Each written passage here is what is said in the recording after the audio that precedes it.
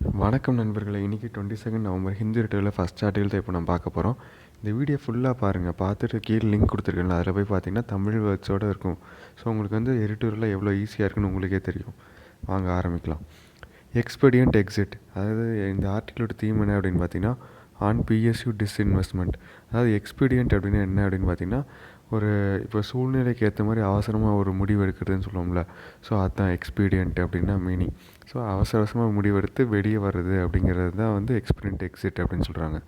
இந்த ஆர்டிகளோட தீம் என்னன்னு பார்த்தீங்கன்னா பிஎஸ்யூ டிஸ்இன்வெஸ்ட்மெண்ட் சொன்னால. டிஸ்இன்வெஸ்ட்மெண்ட் அப்படின்னு என்ன அப்படின்னு பார்த்தீங்கன்னா இப்போ கவர்மெண்ட் வந்து தங்களோட பங்குகளை, நிறுவனத்தில் இருக்கிற தங்களோட பங்குகளை விற்று அதை வந்து காசாகணும்னு சொல்லுவாங்கள்ல, அதுதான் வந்து டிஸ்இன்வெஸ்ட்மெண்ட். அதாவது முதலீடு போட்டதை வந்து திரும்ப எடுக்கிறதுன்னு சொல்லுவோம்ல, அதுதான் டிஸ்இன்வெஸ்ட்மெண்ட்.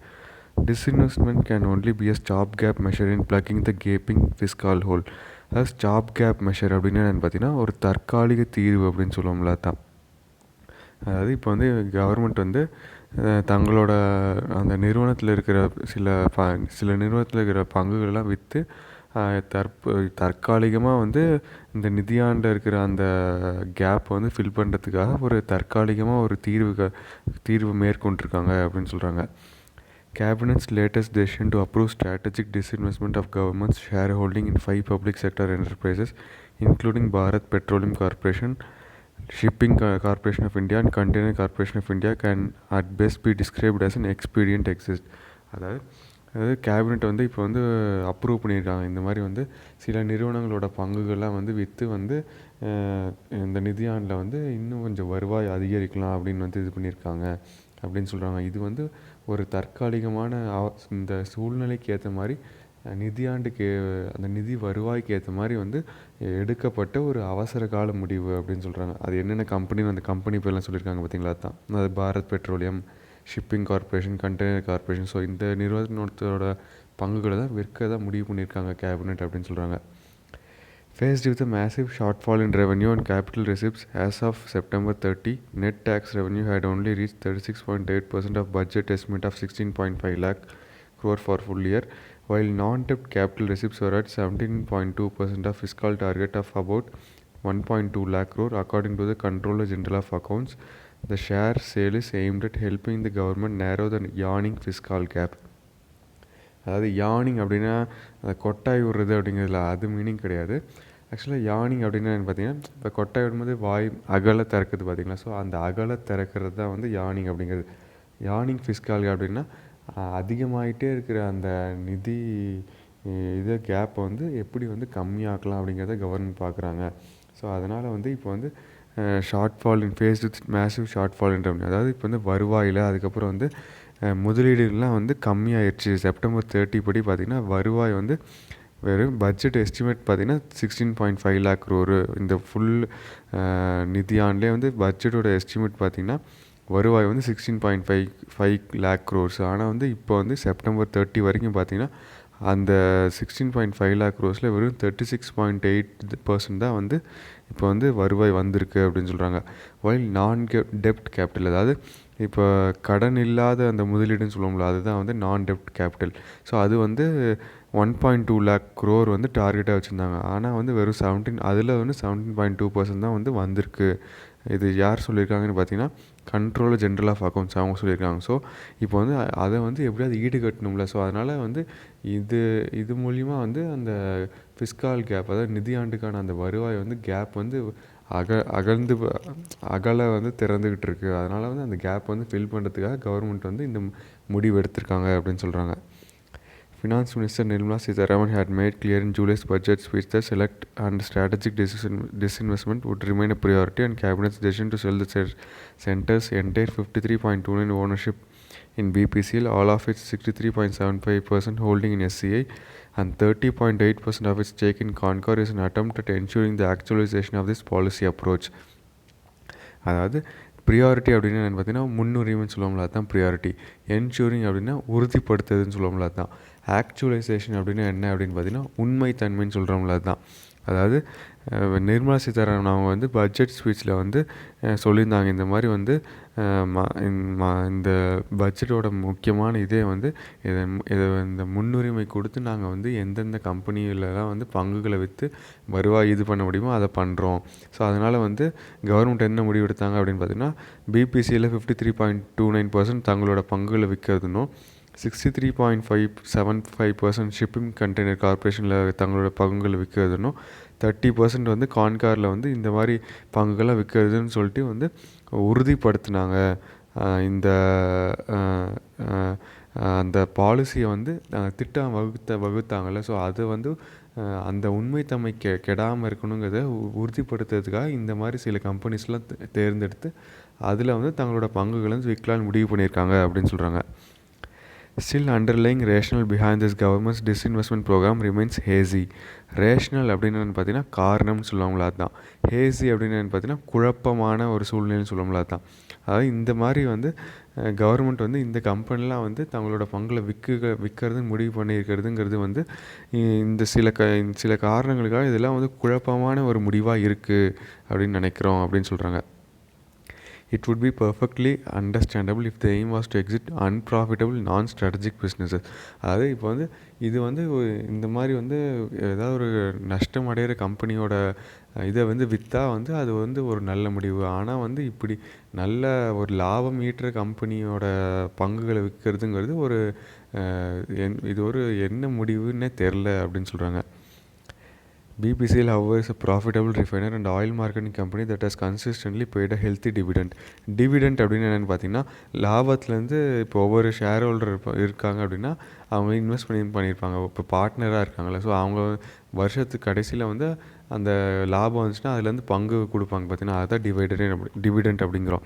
ஸோ இப்போ வந்து பிபிசிஎல் பார்த்திங்கன்னா ஒரு நல்ல வந்து லாபம் கிடைக்கிற அந்த ஆயில் ரிஃபைனிங் கம்பெனி. நிறையா வந்து அது வந்து ஷேர் ஹோல்டர்ஸுக்கெலாம் வந்து நிறையா வந்து ப்ராஃபிட் அந்த பங்குகள் வந்து லாபம் கொடுத்துருக்கு அப்படின்னு சொல்கிறாங்க. It has also made investment in upstream energy resources and holds interest in overseas hydrocarbon blocks. So இப்போ வந்து பிபிசிஎல் வந்து நிறையா வந்து வெளிநாட்டில் கூட வந்து இது அந்த எனர்ஜி கம்பெனி, அதுக்கப்புறம் ஹைட்ரோகார்பன் பிளாக் கம்பெனி, ஸோ இந்த மாதிரி கம்பெனிஸ்லாம் கூட பிபிசிஎல் வந்து நிறையா வந்து ஆர்வம் காட்டியிருக்கு அப்படின்னு சொல்கிறாங்க. To that extent, a full sale now deprives the government of all upside potential. டிப்ரைவ்ஸ் அப்படின்னா என்ன பார்த்தீங்கன்னா பறித்து கொள்வது அப்படின்னு சொல்லுவாங்களே. இப்போ வந்து இப்போ பிபிசிஎலோட அந்த பங்குகளை விற்கிறதுனால கவர்மெண்ட்டுக்கு வந்து அந்த இது மூலமாக வர முன்னேற்றத்தை வந்து பறிச்சிருக்கிற மாதிரி இருக்குது. ஏன்னா வந்து அந்த அந்த கம்பெனியோட இது கம்மியாயிடுச்சு பார்த்தீங்கன்னா, கவர்மெண்ட்டோட பார்ட்னர்ஷிப் கம்மியாயிடுச்சுன்னா அதுலேருந்து வர அந்த முன்னேற்றம் வந்து கவர்மெண்ட்டுக்கு கிடைக்காதுல்ல. ஸோ அதெல்லாம் பறிச்சுக்கிற மாதிரி இருக்குது இப்படி வந்து கவர்மெண்ட் பண்ணுறது அப்படின்னு சொல்கிறாங்க. While BPCL's stake could fetch the exchequer about 15,000 crore based on Thursday's closing price on BSE, the cabinet's decision to carve out and exclude the company's 62% holding Assam's 3 million metric tons per annum Numaligarh refinery would surely pair the price it could get from a prospective buyer. அதாவது எக்ஸ்செக்கர் அப்படின்னா பார்த்தீங்கன்னா கருவூலம்னு சொல்லுவோம்ல, கஜானா, அதை தான் வந்து எக்ஸ்செக்கர் அப்படிங்கிறது. பார் அப்படின்னா பார்த்தீங்கன்னா குறைச்சி அப்படின்னு சொல்லுவாங்கள்ல, கம்மியாக, அதை தான் வந்து பார் அப்படிங்கிறதுக்கான மீனிங். அது இந்த லைன் என்ன சொல்ல வராங்க அப்படின்னா, இப்போ வந்து பிபிசியில் வந்து கவர்மெண்ட் வந்து விற்கிறாங்களே, ஸோ அதனால் வந்து கருவூலத்துக்கு கஜானாவில் வந்து 59,000 கோடி வந்து வரும் அப்படின்னு சொல்கிறாங்க. எதன் மூலியமாக அப்படின்னு பார்த்தீங்கன்னா பிஎஸ்சி அப்படின்னு பார்த்தீங்கன்னா பாம்பே ஸ்டாக் எக்ஸ்சேஞ்ச் சொல்லுவாங்களா தான். அது பிபிசிஎல்லோட ஸ்டாக்கோட வேல்யூ வந்து தேர்ஸ்டே படி பாம்பே ஸ்டாக் எக்ஸ்சேஞ்சில் கிட்டத்தட்ட 59,000 கோடி வந்து வரப்போகுது. இது வந்து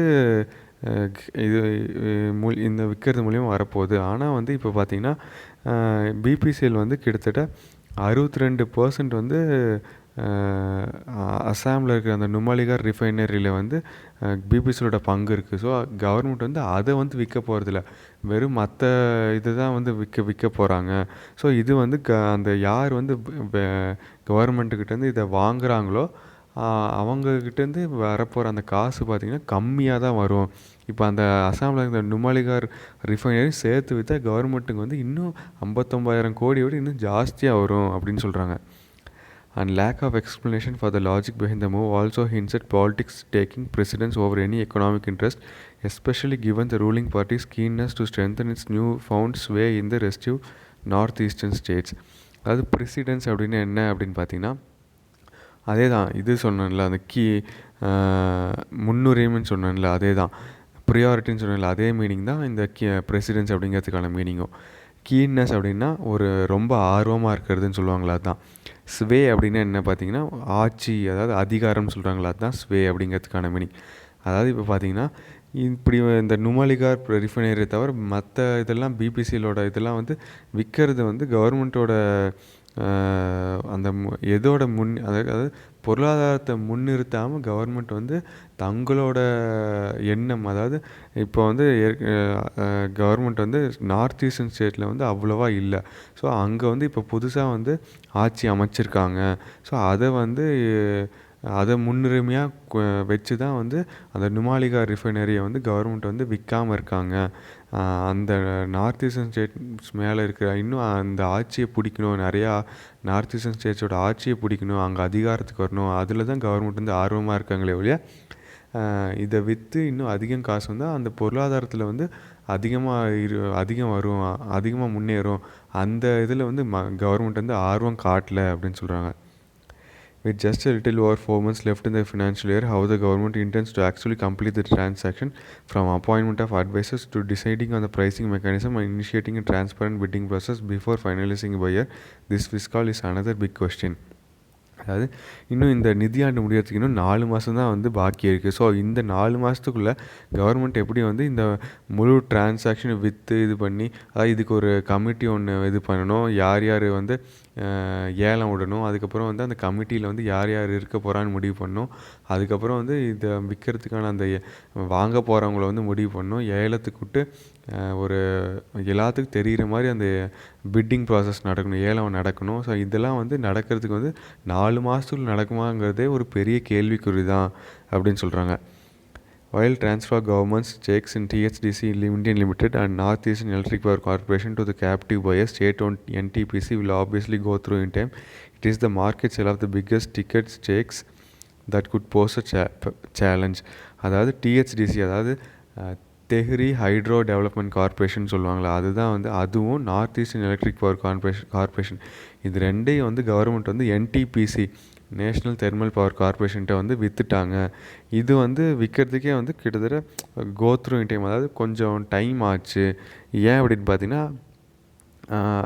இது பிபிசிஎலோட இது அந்த THDC அதுக்கப்புறம் north eastern electric power corporation அதெல்லாம் வந்து கம்மியான வேல்யூ தான். ஸோ அது இது பண்ணுறதுக்கே டைம் வந்து அதிகம் ஆச்சு.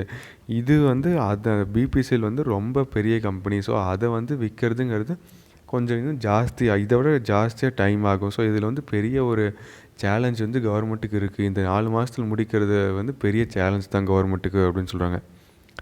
With just 17,364 crore of 1.05 lakh crore disinvestment target realized so far, Centre has little choice but to expedite these strategic sale proposals in double quick time. அதாவது கவர்மெண்ட் வந்து இந்த நிதியாண்டில் வந்து இந்த மாதிரி வந்து பங்குகளை விற்று வந்து கிட்டத்தட்ட 1.05 lakhs crore வந்து டார்கெட்டாக வச்சுருந்தாங்க. ஸோ இப்போ வந்து இந்த சில கம்பெனிஸ், அந்த 3 கம்பெனிஸ் சொன்னேன்ல, அதில் வந்து கிட்டத்தட்ட 17,364 crores தான் வந்து இது வரைக்கும் வந்து வந்திருக்கு. ஸோ வந்து இந்த கவர்மெண்ட் வந்து இன்னும் வந்து ஒரு சூழ்நிலைக்கு ஏற்ற மாதிரி வந்து சீக்கிரமாக நிறையா முடிவெடுத்து இந்த விற்கிற நடவடிக்கையை வந்து சீக்கிரமாக பண்ணணும். டபுள் குயிக் டைம், அதாவது சீக்கிரமாக டபுள் மடங்கு வந்து டைமில் வந்து சீக்கிரமாக முடிக்கிற மாதிரி வந்து கவர்மெண்ட் ஏதாவது நடவடிக்கை எடுத்தால் தான் வந்து அந்த 1.05 lakhs டார்கெட்டை வந்து அச்சீவ் பண்ண முடியும் அப்படின்னு சொல்கிறாங்க. ஸோ இதான் மக்களே இந்த ஃபஸ்ட் எடிட்டோரியல்.